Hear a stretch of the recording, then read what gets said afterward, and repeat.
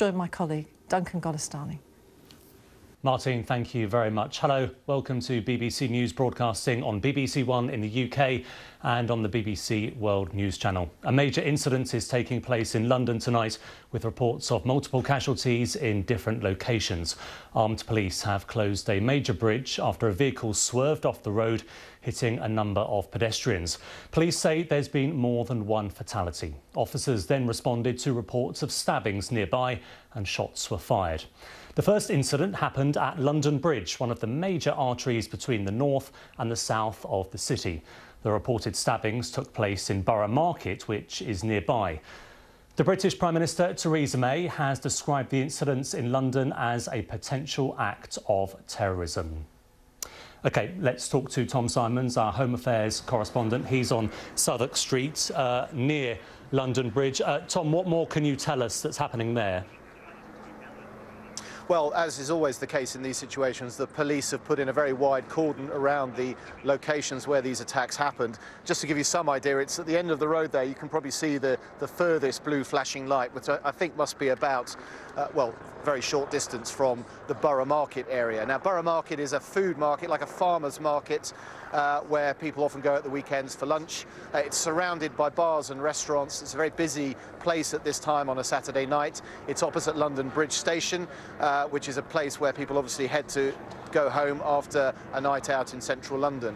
And we think from piecing together eyewitness reports, and this is based on eyewitness reports, and they can be wrong, so that is the health warning, but the eyewitnesses we've spoken to say that a van ploughed into people on the, we think, southern end of London Bridge. I've been told outside a pub that's on the corner of London Bridge, on the southern end of the bridge there, that 3 or possibly 4 men got out, that they were armed with knives. Several witnesses have told us one man was of Asian or Mediterranean colouring and in terms of his skin colour, and had a black and red top on and a long knife. That was how it was described to me. I asked if it was a sort of bread knife sized weapon, and my eyewitness said that he felt it was a long kitchen knife. That they then ran towards London Bridge, attacked Borough Market, attacked people on the pavement there, went into the market, which is just round the corner from the end of the bridge, and carried on attacking people. We have reports from a security manager who looks after security in a number of the pubs and bars in that location, and he said that his colleagues were ringing him and telling him that people were being stabbed in the pubs there and the cafes. One in particular, he said 4 people had been stabbed in that one pub. He then went out and tried to see what was going on, thinking it must be some kind of a fight, which of course as a security person he would normally go towards and start dealing with. People came running in the opposite direction. There was screaming and crashing, and he said that he saw these 3 men attacking people in the Borough Market area. He saw a woman in her early 20s injured go to the ground.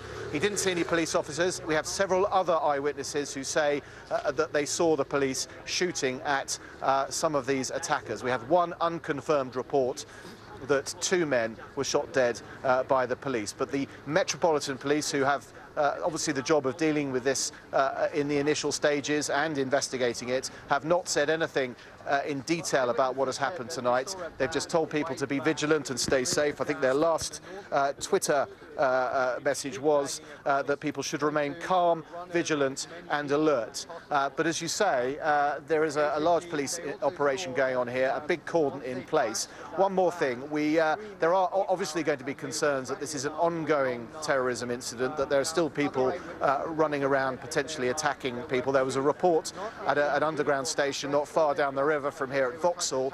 We don't think that is connected. The police have confirmed that. And from the demeanour of the officers here and the size of the cordon, the fact that the police helicopter is covering one area, it does look to me as though this incident is over. We await what the Metropolitan Police say to be sure about that. Yeah, Tom, I can see that with the cordon behind you, it's very quiet. We've just been looking at pictures of people clearing certain streets, some with their hands up. I guess that's part of an effort to clear the area, and presumably with your security knowledge, I guess part of that is if they are looking for any potential attackers who might be among the crowd. Yeah, this is a very difficult situation for the police. They have to contain the area, which is, of course, straight away a crime scene full of clues. For example, items that might have been dropped by the attackers. Their van is a very important crime scene where they need to cordon that off and make sure they start looking at that as soon as possible. I've just come back from Manchester, where I've been working on the investigation into the Manchester bomb. I can tell you they identified that attacker, Salman Abedi, within 2 hours of the attack. Forensics officers at the scene of the attack identified him, and I think you can be sure that there will be forensics officers down the road from me now heading towards the scene and seeking to identify who these men are. If they are among the dead, they're down in Borough Market, which is what we've been told by eyewitnesses. And from there, the job is to make sure they understand who these people are, identify them, and whether they're connected with anybody the security services know to be on a list of about 3,000 people who may be people of interest to the security services and the police. So it's a really big job. The Metropolitan Police, thankfully, have been spared the frontline investigation that's going on in Manchester. They will have some resources to get stuck into this, but it's going to be a long investigation for them that I suspect will go on for weeks. Tom, you just mentioned the Manchester attack, another attack that you have covered. Put this into context for us in terms of the timing. Well, let me go back to the attack before that, because this is now the third attack we've had this year. 3 very serious terrorism incidents. The attack, Khalid Masood driving into people, very similar to this, on Westminster Bridge, which for those perhaps international audience watching this is down the river from here, then running out of the van with knives, attacking a police officer, killing that police officer, shot dead by a body protection officer in the grounds of the Houses of Parliament. So that's attack number 1.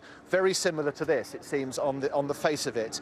From the eyewitnesses we've spoken to, and there are obviously caveats with what they say, but a vehicle driven into people, more than one attacker, therefore a conspiracy, therefore something several people have planned to carry out together, running out of the vehicle, running round the corner into Borough Market and attacking members of the public really indiscriminately, according to the eyewitnesses that we had spoken to. The odd one out, if you like, is that middle attack. The Manchester Arena bombing took a lot more sophisticated planning. To build a device of that size would have required training, the gathering of, obviously, the materials to put the bomb together. We think from the investigation up there that Salman Abedi had potentially rented a number of flats to carry out the job of putting the device together. That looks different, and that is interesting. Of course, the problem for the police, once one attack has happened, it is that it is likely or potentially going to spark other attacks. The security service is going to full alert. They start looking very closely at who might be involved in what's going on behind the scenes within the potential terrorist plots that they know about, and they're always monitoring a number. There's always a risk that one attack will trigger another. We saw that in 2005. The 7/7 bombing triggered an attempted attack on the London Underground 2 weeks later. Luckily, that one failed. So clearly, since really the Westminster attack, police and the security services would have been very clear that this could have happened. And I can tell you, I've seen police in various parts of London on standby, armed police officers ready to go when an incident like this happens, and now it has. Tom, thank you very much. Do stay with us, but just now I want to show you a photograph which we believe was part of the incident in Borough Market, which Tom was just talking about. This image is taken by a documentary photographer, Gabrielle Scioto, shows 2 men lying on the ground. Both had been shot by the police. The man closest to the camera appears to have canisters taped to his body.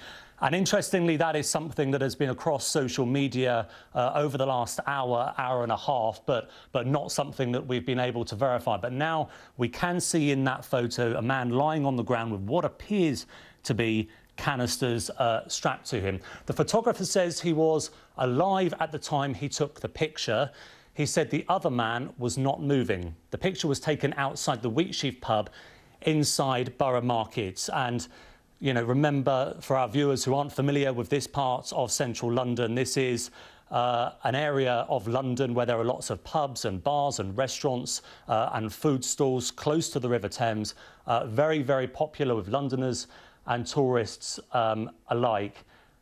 So we can see that this photographer has taken this picture, a man lying on the ground with what appears to be canisters strapped to him.